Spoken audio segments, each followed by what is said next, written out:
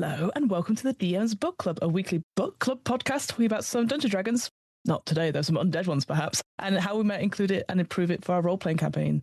Welcome back to the studio, the wonderful Nandi. Hello, happy to be back. Happy to have you back. Obviously, we've been a couple of weeks since we did our chat about solo games, and one thing you mentioned last time was you playing The Walking Dead. So I was like, well, I can't let you leave until you talk to me about The Walking Dead. But in the meantime, Nandi, how have you been? Any RPGs that you've been up to since we last spoke? I just ran Blood on the Clock Tower for the first time, which was my suggestion of a game the last time I was here because I was preparing to run it. Mm-hmm. Is it really an RPG? I guess it kind of is. It can be. No, yes. It can be if you really get into it. If you lean into it, yeah. That sounds like a fun way to play. Interesting. Something to keep in mind. I just ran Blood on the Clock Tower recently, and that was super, super, super fun. That was in person as well, wasn't it? It was in person, which it's been a really long time since I did a group thing in person.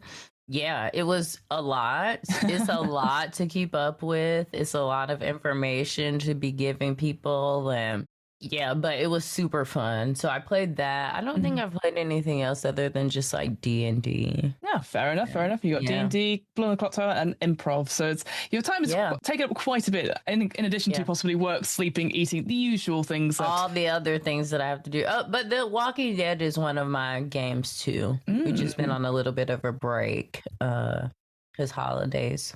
Of course, yeah. I always say December is an absolute void at the time of recording.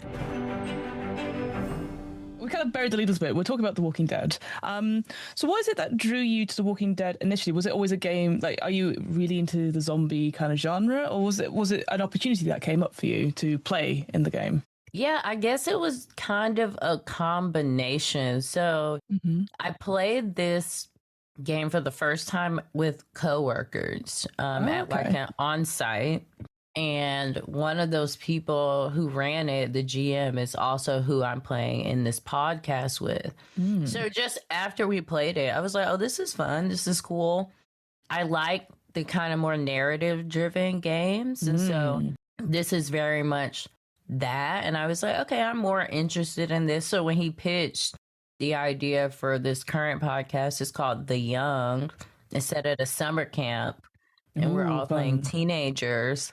I said, this is too fun to pass up. Were you always into the zombie genre then? Or was that just literally because you played it and you were like, oh, I can see where it goes narratively speaking?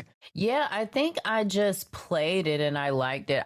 I like horror games. I've just been starting to find, like I mentioned last time I played like Call of Cthulhu, and I really liked that. And what I think I like is like the high probability of dying. It's like the real mortality. So like when death is a high possibility, there's something about those stakes that I really like. Yeah. And so I'm down for any game, but most of the horror games kind of lean towards those things. I really, back in my youth, like about 10 years ago, I was really into zombie films.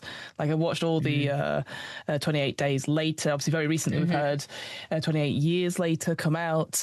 Obviously, all the Dawn of the Dead, all that sort of thing. Shaun of the Dead was one of my favorite sort of parody films. Yeah, that's such a good movie, Shaun of the Dead. So yeah, and because it's one of those genres which easily can be, you know, parodied, but also can be funny, can be sad. It has a whole range of emotions. And I always think, my big thing with horror stuff is the monsters aren't who we think are the monsters. It's the same thing. We mentioned it off podcast, Alien. Obviously, the clue's in the title. But the monster is the alien. And that's scary. But ultimately, when you dig down into like the story and the lore, it's big corporations. It's the same with Blade Runner. It's not capitalism. Who knew it could be capitalism? Colonialism. Dystopian worlds of themes. Right. Yeah.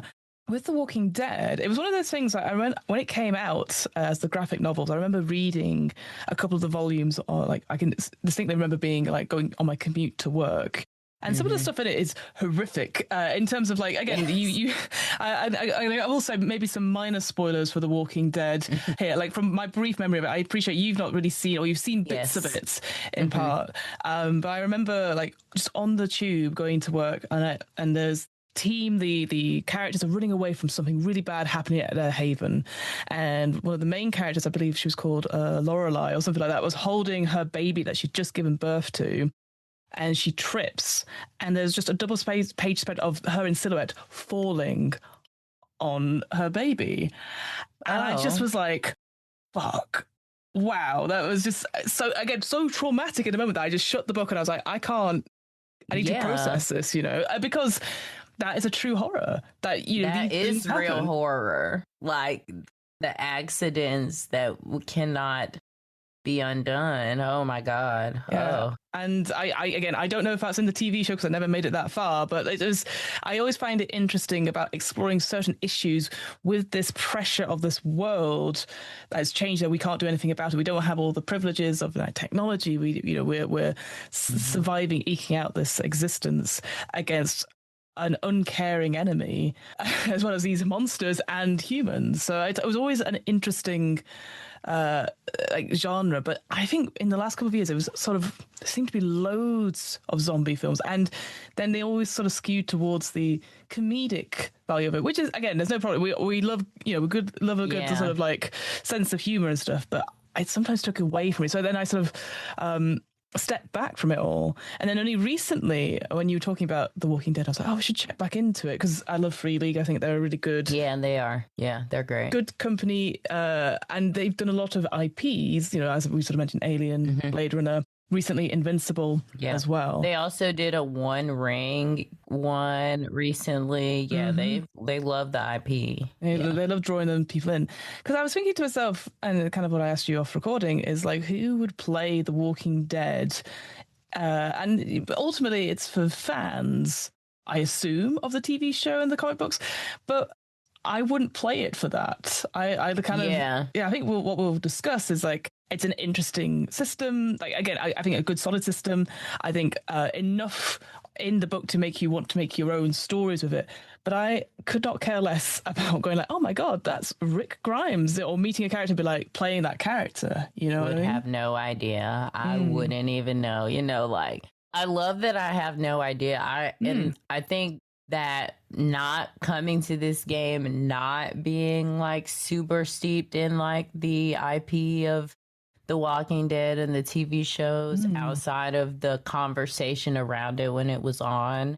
It's hard for me to see the other side of being like, oh yeah, fans of this will really want to play, because that's not how I come at these things. Like, I didn't come at Alien thinking like, oh, Sigourney Weaver is going to be in there looking hot. Yeah, I'm going to play Ripley, Yeah, I'm not thinking that. I was just thinking I can play on a space station and the xenomorph might try to kill me. Yeah, exactly. I might be into that. Yeah, absolutely.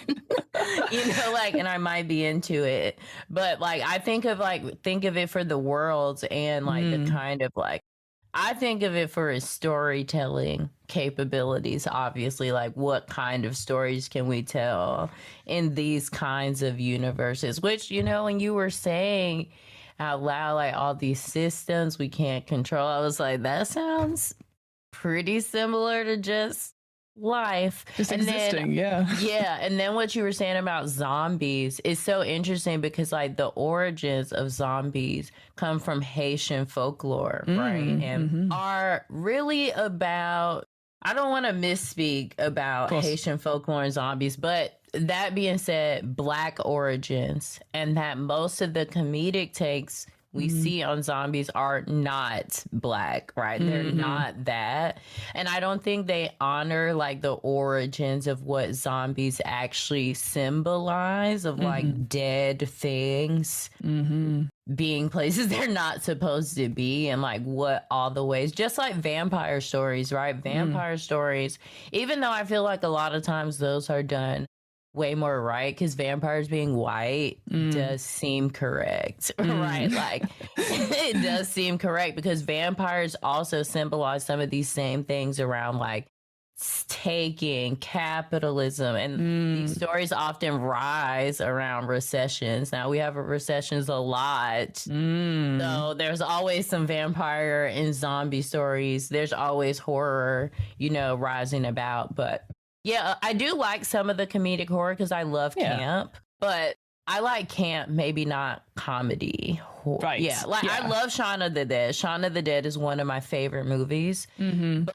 everything is not that well done, I think. It's interesting because in that sort of film trilogy, it's different genres of horror. It's not, and now we see these characters again for Shaun of the Dead 2, right? Because they've already gone, here's the jokes.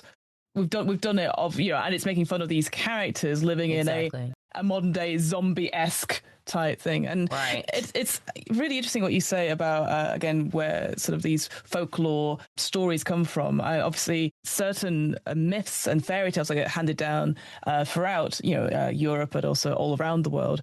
Originally, they're meant for like tales of warning, specifically aimed at children, but also women, to warn them about certain things. And I always think, again, I don't know much about Haitian folklore either, but it feels to me like if the dead are coming back, it's because we've fucked up, right? We've done something bad, humanity, and we have to atone for it in some way, whether that is sort of begging ancestors for forgiveness or righting some wrongs. And it's interesting in The Walking Dead how it's the lore about how people become these walkers, become zombies, is that it talks about this in the book, this wildfire virus that just spread around like a decade or so or decade from now. And then when people started dying, they started coming back, but we were already infected with this dormant gene. Again, I can't remember. I assumed The Walking Dead role-playing game came out after COVID, but the Walking Dead series and the graphic novels certainly were way before COVID. So it's kind of interesting now, like, and then it's like I immediately think about Outbreak. Do you remember the movie Outbreak? So Outbreak is like my thought of like patient zero. Like when I think about diseases spreading, Outbreak is like, okay, that's from 1995. Outbreak is from 1995. What a banger. The Walking Dead graphic novel series has to be in the early 2000s? Yes, I want to say mid noughties to, I think it's now finished, like mid 2050. I think it was finished by the time the TV show started coming out. 2003, so not that long after. So within 10 years of Outbreak, I'm sure I would not be surprised if Outbreak was a huge movie, if I remember. I saw it many times. Dustin Hoffman was in it. It was Kevin Spacey, Morgan Freeman, Cuba. Yeah, so many people were in this movie who were super famous. That movie was a huge hit, and it's hard for me to like see a world where like this show even exists if like this, to me, Walking Dead doesn't exist if Outbreak doesn't exist. And it's I guess those people didn't become zombies in Outbreak. You just like get sick and die. But this was like push it further, you know, like if this is true, what else is true? Is like how far can we push the boundaries of the world? And that's super. I like when it's a disease. Because there's nothing you can't stop a disease, and even if you could, it would take trial and error, as we discovered in COVID. You know, they rushed the vaccine stuff, which was impressive at the time, but then there was lots of skepticism, lots of worry about it. And I think in The Walking Dead, when it talks about this idea, is like no matter what happens currently, when you die, either through a bite or through starvation or natural causes, you will come back as a walker. It's like, fuck, what do you do with that? And ultimately it says the only way to really deal with it is the person that comes back as a zombie can't have a functioning brain, because that's what powers them to do it. So you have to separate that, well, even just destroy the brain. And that is, when you think about it, it's horrifying, right? Yes. Like killing things in general, obviously animals and all that sort of thing, is terrible. But like if you're killing someone that was recently your best friend who's just died in your arms, that pressure, that again goes into that narrative, emotional arc that you have with your characters. And I will say, it briefly does the book say like, hey, mature themes, be safe, safety tools, like all that sort of thing. As always with these things, you should know this going in, but it's one of those things where it's not like gun toting, pew pew pew pew, killing the zombies. Well, we're going to fit about. It's sad. You will die eventually, whether it's next session. You will die. Yeah, at the beginning of the intro for the young, the intro for the young is literally, this is a story about a couple of kids who probably aren't gonna make it. Oh.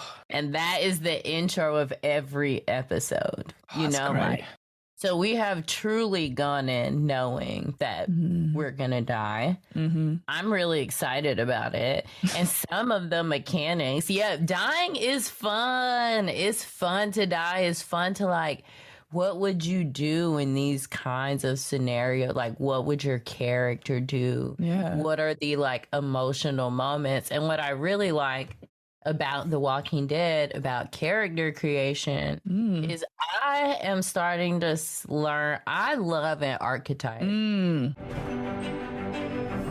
Archetypes really are like starting to grow on me. And I just think it's for like, if I'm picking up a game for the first time, because I've played a lot of games for the first time, like on a podcast or like on something that's being recorded. And when it's too hard to pick up the mechanics on the uptick, you can't really get immersed like in your character and figuring out like who they are. But in this, like having an archetype already. So for my example, my character Tatiana is playing the Charmer. And the Charmer is someone who is very charismatic, who kind of talks their way out of things. And that's already something that I can put into my character right away. I can role play that immediately. Yeah, in the core book, they've got 12 different archetypes, which again are pulled from those things, you know, like the doctor, the soldier, the homemaker I saw there. And it's... I played the homemaker the first time. And I'm always a big fan. It's interesting. I've recently been reading a lot more games, which has like a blank sheet and then you customize it. And I agree with you. Through the privilege of being able to play a lot of games and read a lot of games, and when I get invited to do stuff, I go, I have no ideas of what would be a good character. I rarely, when we do like group character creation, I always go last because I always like, I don't have a strong preference. I will happily play something, but I'll let other people go who have the strong something, and then I'll slot in. Whereas if there's an archetype, I can go, right, I know which ones I do not want to play, and it just limits those choices a little bit. And especially one, again, that we did a zombie setting, like we used Savage Worlds for it, this sort of fun. Like a agnostics setting, neutral place that you could put stuff on. And that again, it was, you build up your character, you do the bits and pieces. I found it's really struggled until I was like, sod it. The one thing that's always in these zombie films is a religious person of some sort. So, and I saw here that you got a preacher as well. And I love playing religious characters in stuff like this, because it's having to deal with not only your own life and your friend's life, but also like dealing with those crises of confidence and faith. It's just fascinating, you know. I love playing a zealot. I personally like to play like zealots or people who are like very like who like to find the signs and everything, which is another form of zealot. I like to play all types of zealots across the spectrum. You can be a zealot of anything. You can be an astrology zealot. You can be a numerologist. There's all kinds of zealots you can be. You can be a vibe zealot.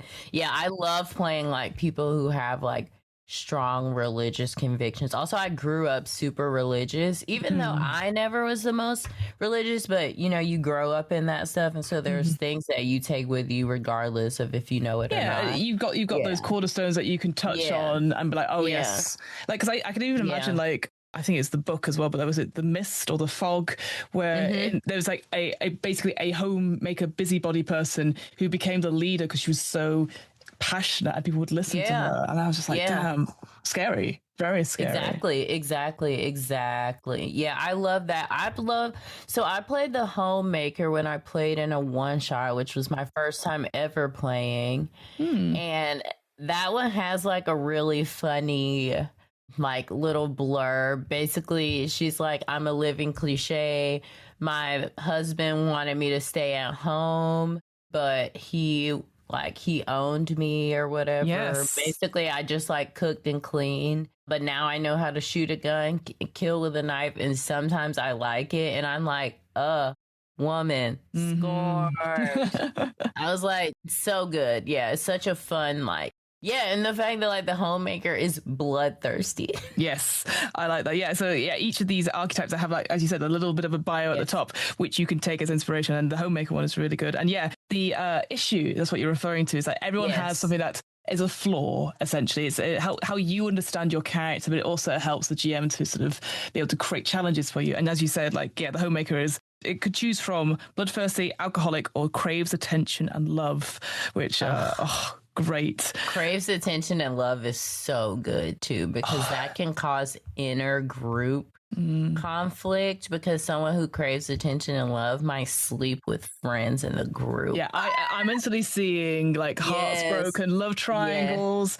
all that sort of thing. So, and again, so good. These stories we're exploring whilst being surrounded by zombies, it heightens it up to 10. You know, so good. Yeah. Also the drives. So the drives are what keep you going, and again, just like the issues you get to choose. So the example we're using for the homemaker, hers are sworn to never be a victim again, has endured hell, or won't give up my dream. And then I actually forgot to mention the archetype I'm playing in the young is a homebrewed archetype. So we have a fully homebrewed. We have a whole lore doc or whatever that explains the world, but also all the archetypes have been like homebrewed to make them more kid appropriate, because we're playing teenagers and stuff like that. So that's been really fun. And so I'm playing the charmer, and my issue is that I hide fear with big talk. And my drive is that I'll talk us into a new beginning. Oh, fun. Yeah. And so you can use your drive you can use that to help other people. And I think you can use it because they definitely have a push the roll type mechanic in The Walking Dead. I don't know if that's what they call it. Yes, that's what they call it here. It is. You could push the roll whereby, if you don't have any successes. So just to quickly explain, when you make a roll, it's usually with an attribute and a skill put together, and it's a D6 pool, and ideally the more sixes you get, the more successes you have, the better it is. But you can always push the roll in which that you get a little bit more stress, I believe. Stress die, because you will roll stress, because stress makes you more focused, but it makes you more likely to fail as well. Yes. And if you get a 1, that's when again, I know this from the Alien RPG, it's you panic, but here it's called you messed up. And what a horrible phrase, but it ends up like, you messed up. Fuck, so good. And that's when you roll a 1 on your stress die. On your stress die, and then bad things happen. The GM can do hard moves against you, and I love that sort of thing. But other than that, like, the actual archetypes themselves obviously tells you how to make the characters. But you got your issue, your drive, roll some stuff for gear, and then a really lovely thing I love is relationships. So obviously anchors are another thing in this game. Yes. Oh my God. Yes. Your anchors are the people who basically, keep you alive in some ways. Like, I would say you're my anchor in improv. Well, hopefully I won't die, because that will cause you. That's going to cause you some overwhelm or shatter, whatever it is at the end of the session. Oh no! Yeah, exactly. So if your anchor dies in The Walking Dead, bad stuff happens. Like, you're already guaranteed to die in The Walking Dead, but if your anchor dies, you're probably gonna die soon. Yeah, it's not good. You're at breaking point, isn't it? That's it. If you're anchored, and then you have to do like a fear test of some sort, and then you will get basically, if you fail, it's something called overwhelm, and that means you could lose the drive that you have. You become shattered, so maybe you see delusions to start just thinking, what's the point? Or your issues, that thing that flaw you have, it changes, or you gain another one. And it's interesting because it's not like a negative, like, oh, it's a -2 to your dice pool now that you've failed that roll. It is more role play. And I really like that. Again, with consent, and I think it's with consent from the players, obviously, but I think that's something I would definitely talk to my players about, is like, you know, you've lost this friend, and the grief and that sadness overtakes you, and you've lost your drive. Okay, but what do you think replaces it? Like, I think I just like how it is more. Yes. That goes back to that narrative stuff, as you were saying, because if you boil it down to numbers, it's like, okay, I guess, but then there's no, like, you lose a point of this story, which is ultimately people trying to survive in the most dire circumstances. And we as players want to feel that. We want to root for these people to survive, even though we know they're not going to make it. Yeah, I really love, like, your issue changes or you gain another one. That's one of my favorites. But of course, you can become shattered. So your best case scenario in Overwhelm is that your issue changes and you gain another one. That's on a success. Yes, on a 6, yeah. If you get between a 3 and a 5, you become shattered. And there's a few ways you can be shattered. You can talk to dead people or see them. You can think walkers are alive. You can protect one special walker for some reason. You can try to die and want to die, emotionally shut off, involuntary rage, be paranoid, develop obsessive compulsive disorder. And if you get a 1 or a 2, you can lose your drive altogether. So that means you cannot use it in a skill roll. Yeah, you can't get that bonus 2 dice to the roll if you use it once per session. Fuck. So you just become shut down. Yeah. So that's the only sort of mechanic thing. But again, the role play aspect, like, you just don't have the motivation. What's the point? You know. Yeah. I will say that shattered one of, like, you think walkers are alive. Oh, I can see it. You see the person going, no, that's my son. He's come back. And you're like, no, leave him. And you say, like, no, Angie, no. You know, like, yeah. Oh my God, I can already see it. One of my campers is gonna come back. Oh no! It's so sad. And that's the thing. It's sad. They're not just scary. Little kids. Yeah, they're just like 12, 13. Oh. They're like, oh God. Well, they're like 12 and younger, I think. But that's what I find interesting. Like you said, like, so this obviously for the young, you said that it's a homebrew something, and I love the fact that you guys are doing that, because I think that so often we in horror games, it's adults facing horrors, which is obviously what we're used to. But there's something about children facing horrors. Like, obviously, the big one I always think of is like It, you know, chapters 1 and 2. Welcome to Derry is on just now. And, you know, these kids are dealing with something that is horrendous, but also it is informed by their other fears and scare stuff, and so, and like obviously maybe a bit more family friendly, but the Stand By Me, you know. Wow, so timely to bring that up too. Exactly. So so I find, again, not everyone wants to play kids, and some people on their lines of veils will be like, I don't want any harm to come to kids. But I think, and in Aliens, obviously we have the small kid in that as well. And in Alien, you can play children characters. I just think it's, again, as long as people don't play it necessarily for laughs, like, oh, it's another, you know, like they treat it seriously. I think you can just have such an incredible.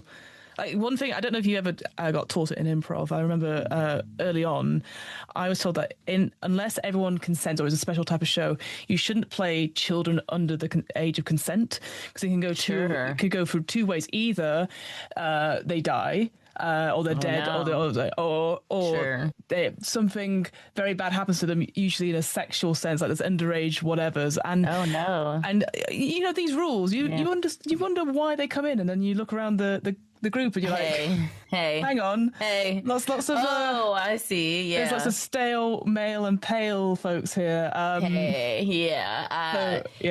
tough. It's so funny. I'm so lucky that I haven't, my improv experience, I've been having some pretty lucky experiences. Improv, TTRPGs, a lot of horror stories that I've heard. I haven't personally experienced them, and I'm very, very grateful. But I watch a lot of anime, and anime like shonen obviously is full of kids experiencing deep levels of trauma, fantastical even in comparison to a world like The Walking Dead. Like, I think about Attack on Titan, which is probably one of the saddest animes I've ever watched in life. Yeah. I cried so much watching that show because every person, they're literal child soldiers. They're child soldiers because all the adults are either like disabled or unable to fight or dead, so you have to become a soldier as a kid.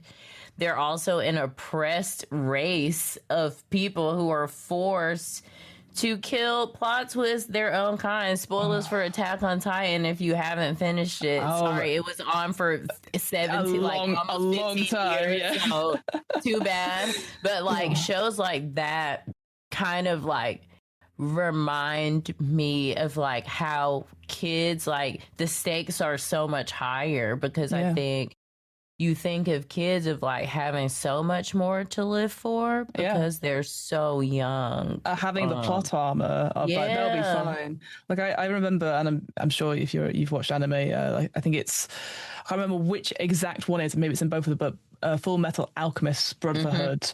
There's the one where they meet a guy and he has his daughter and the dog. Oh my god! And I remember that my partner. Oh my god! My partner's like, you'll enjoy the series, and he made me watch that episode. And when I realized, he was like, holy shit, like evil. Yeah, no, that is like a seminal moment in Full Metal Alchemist. But that was happening to a child. Yes. And I was like, holy shit, I thought everything, I thought, something will happen possibly to the animal. And I was like, that's still not cool. But and it just showed the cruelty of this person for forwarding science. So again, using these themes, I can imagine having it in a game like this, and as long as you've talked to your players about like, hey, this could be really dark if everyone's all right with it, we can really push the boundaries of what is a horror story, and I think obviously create some beautiful poignant moments, but also grieve in those moments for these characters who don't deserve any of this horrible. Exactly. They didn't ask for this. They didn't ask to be kids on a camp and surrounded by zombies. They just showed up excited about being counselors for the first year, and now, after they saw a weird deer get shot, one of their kids is really sick and throwing up. God. Oh, that's so sad. Scary stuff. And it's interesting going back to the game. So they've got different ways to deal with. Well, I say different ways. Combat, I think, is very streamlined. A lot of Free League games often it's like dice rolls, which can happen here, but it's here. For brawls, at least, they have like, all right, who's doing what? And you have these brawl phases and you go in the order of the phases. So it goes, I believe, I'm sure you can correct me if I'm wrong, it goes through take cover, then ranged combat, close combat, movement, first aid, other. Yes. So rather than like whoever's quickest goes first, it goes in the order of those actions. And I think that to me means that, okay, it's not always going to be the sneakiest person first that gets the kill. Like you have to, again, in this game, because you've only got, was it 3 hit points before you're broken? You can't be fighting. You gotta protect yourselves or and I have 5 and my character has 5 in total. So like you're broken after you lose 3. Like so, and even like if you got like armor from somewhere, like, okay, yes, you've got a little bit of like heft to you, but then according to this, like you lose a die from your mobility pool. So if you're running, you're going to be slower. And I'm just there going like, every choice you make, like it's going to come down to a dice roll or just a bad luck, and that's it. And I love that. I love that tension. I like it too. Yeah, the stakes are just higher. Like again, these kind of like high mortality, low magic, like low fantasy settings almost. It's just like, what do you have, a knife? If not, I don't know what you're gonna do, right? Like, because I know at the beginning of our adventure, we had to actually leave all the gear that we brought with us, right? Yeah, we had to leave all the gear we brought with us, like on to camp. So like, Fuck. Because it says in the GM's like guiding bit certainly for the starter set, it talks about like, you know, you can punish your players. They're expecting it. So like that person that had got injured, they get separated from the group. The person who left their gun or dropped their gun, they're without a weapon, have something sneak up on them, and you're like, oh, fuck. Excellent, because that's what they're expecting. You know, they know, they've seen this movie, they've seen this TV show, and like even I'd say like. In the fighting the dead section, the walker attacks, whereby I don't know if you've looked. That is fucking brutal. Like, obviously everything is a D66. Yes, but beyond like the first like 6, it then just goes bad, really dead. There's nowhere you can't. Yeah, you die. There's all these other ones like how you can even live, like. If you get like, let's say you roll a 55 and you get a spinal injury.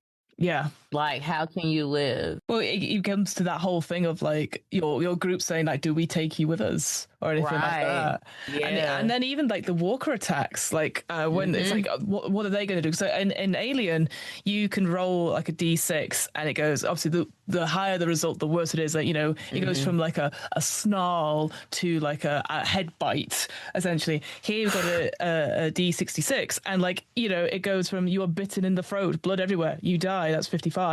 The bite several times in the back within D6 hours, you are dead. There's one which was like you trying to protect your face, but they bite off your earlobes, and you're like, like, and again, it's just like a little bit of detail. And I'm like, cool, I'm going to pass this over to the player.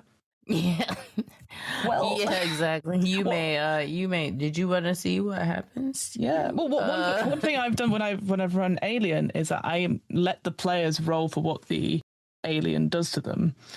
Shit. Because I feel like my dice, when I roll dice, and I don't know about you, when I'm the GM, it's always low, it's always bad, and so I'm like, well, the players are dealing with the xenomorph, they get to roll whatever happens, and they're always like, I always remember when people go, oh, is a 6 good? And I have to go, okay.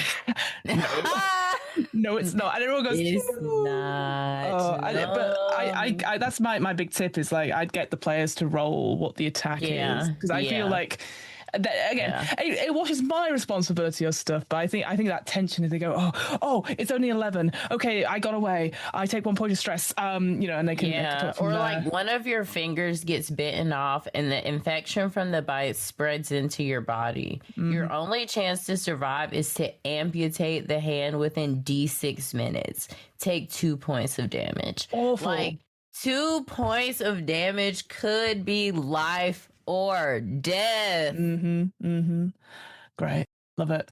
It's one of the best. I think like the critical injuries table and the walker table, like again together, using them, you could really be descriptive. And again, you know, it's not like you said. It's just you are so low health already. You have 3 to 5 hit points essentially, and it's all about narrative. This is gonna hurt. Yeah. You know, everything is out to kill you, and like you said, death is inevitable. So it's gonna, I love it. It's inevitable.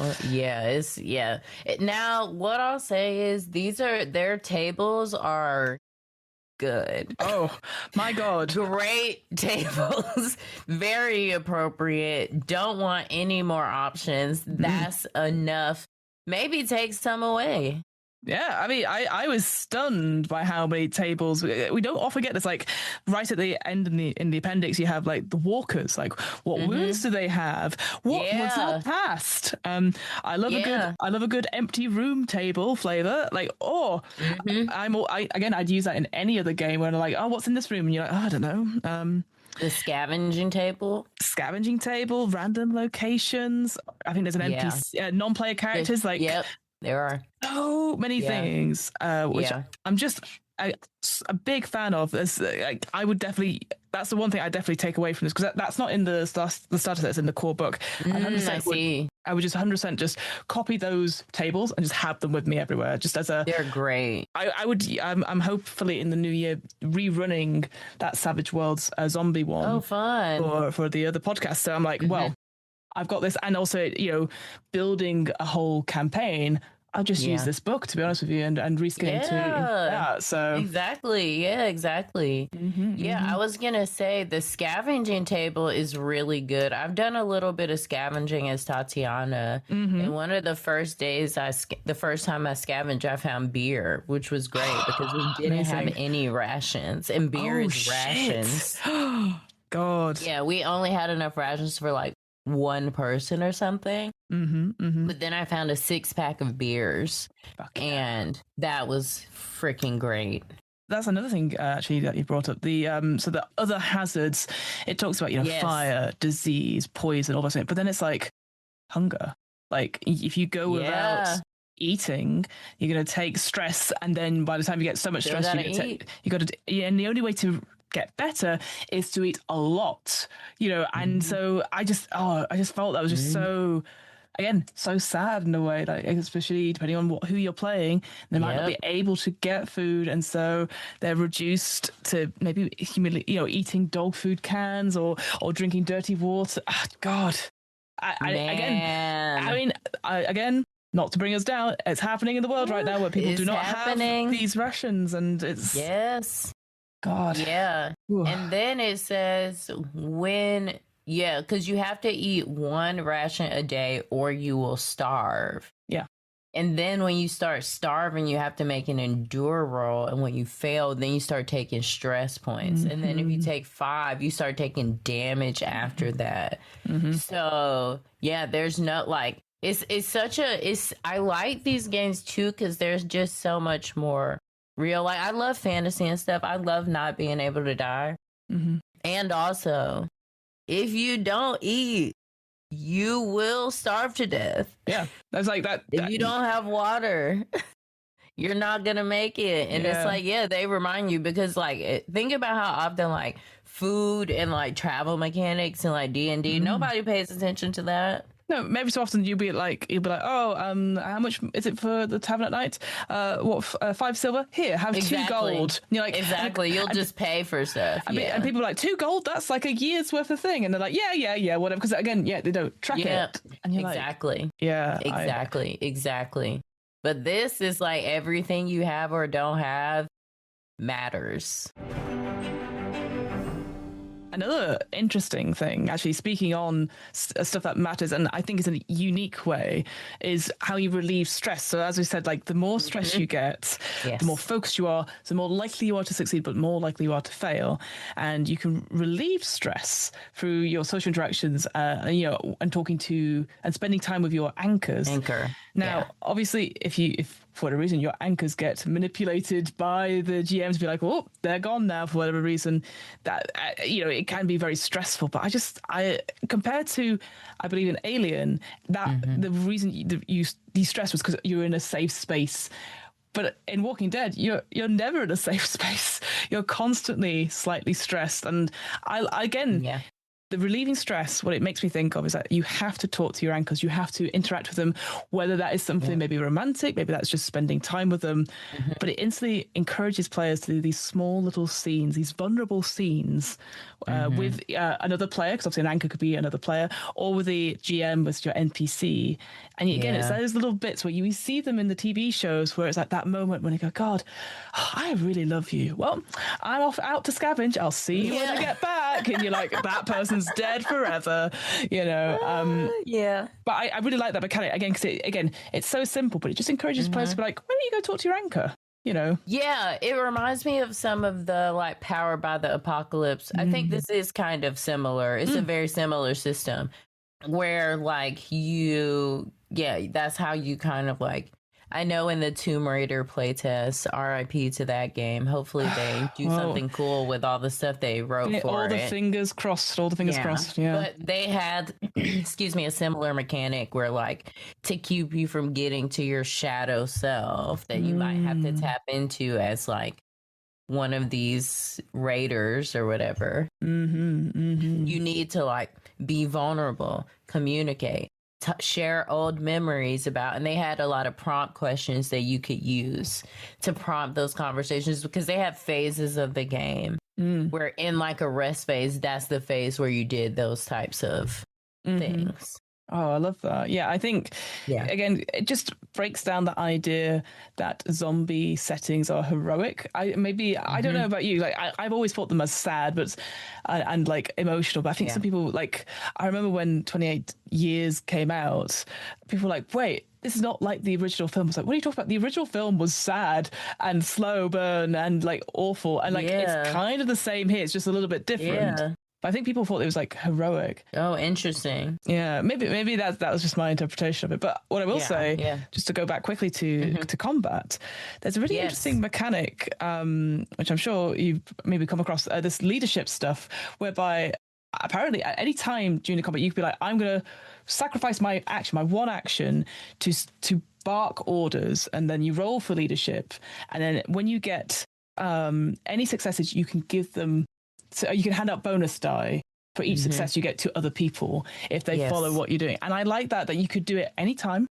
You can just, it could be that moment where you go, take this, go, get out of here. And that's when, because you separate, you can't move, you can't fight back. You just, and I just thought, wow, what again, just a cinematic moment. It's just like when I think what I find with these games that have less mechanics, less crunch, is that they leave so much space for, like, I'm someone who loves to role play. So like, I know everyone's not someone who loves to role play. I love role playing. And so when I do get an opportunity to be like, okay, what do you do in this moment? Like when you actually get an opportunity to act it out, that's so fun. You can have the best moments. You can have such intense moments. And two, like, if you get like a bunch of successes and then you end up getting hurt, but your party gets away, such good story. So good. Yeah. I'm always a big fan of games which allow people to do those heroic things at the cost of their character, because that we care about these people. We care because they are us, and a degree from us, and just be able to tell a cool story. And at the end, I can imagine people being in tears and being so like stressed, but they're going like, "That was fucking epic. When do we play again?" Exactly. And, yes. Exactly. Yeah. And it's again, I know it's not for everyone. Like especially right now in the world where things are fucking shit, and you don't want to necessarily play these things, but also it could be quite cathartic as well. And maybe even playing like here, obviously in The Walking Dead, obviously in the TV show and the book, there are villains. You can easily come across villains, and maybe you are a villain yourself. Like I think it talks about like everyone in this world has survived because they've done something awful, whether they're a cannibal or a criminal, and if they haven't, they are just innocent of that, but they probably have an anchor or know someone who has done a terrible thing, and you maybe know about it and you just don't judge them for it because fuck, what would you do if you were in their situation? And I just being able to do that and not be a hero, I think more people should play stuff like that. And really I agree.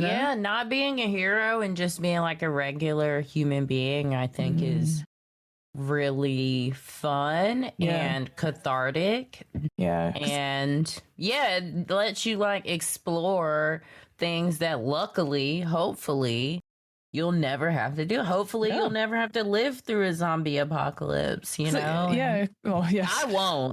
If a zombie apocalypse happens, I would rather go out by my own hand than be eaten by a zombie, because that sounds painful, and I don't want to come back. No, you don't want to be. You want to be done. No more. Yeah, I just want to be like done and over it. Yeah, but like seeing what I would do in that situation by being put up in imaginary circumstances is really fun. Oh, for sure.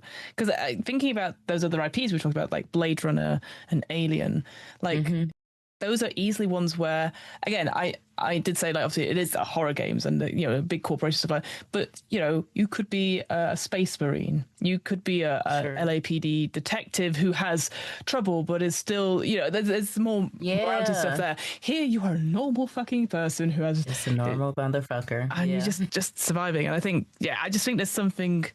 right now in the world, it'd be nice to try that, and what can you do with that? And I think people would surprise themselves by playing such characters if they're in the right headspace to do so. Yeah, I think so. And I also think with what's happening in the world, it also still could be fun to play because these aren't the circumstances, right? Like these aren't, but some of them are not far off from what people who maybe are like right next to you are like experiencing in some way or another. So just, it's not all about how you want to feel.